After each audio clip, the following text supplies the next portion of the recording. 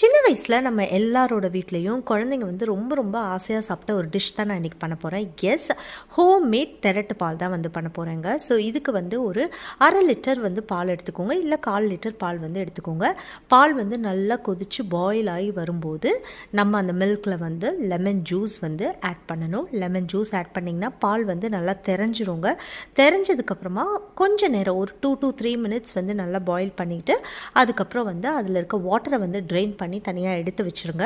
அதுக்கப்புறமா இந்த திரட்டு பாலில் வந்து பார்த்திங்கன்னா உங்களுக்கு எவ்வளோ வந்து டேஸ்ட்டுக்கு சுகர் வேணுமோ அவ்வளோ வந்து நீங்கள் வந்து ஆட் பண்ணிக்கலாம். ஆட் பண்ணிவிட்டு அதுக்கப்புறம் ஒரு 4 to 5 மினிட்ஸ் வந்து நீங்கள் அந்த பவுல்லே வந்து போட்டு நல்லா வந்து குக் பண்ணிங்கன்னா நம்மளோட சூப்பரான இன்ஸ்டன்ட் ஹோம் மேட் திரட்டு பால் வந்து ரெடி ஆயிடுச்சு.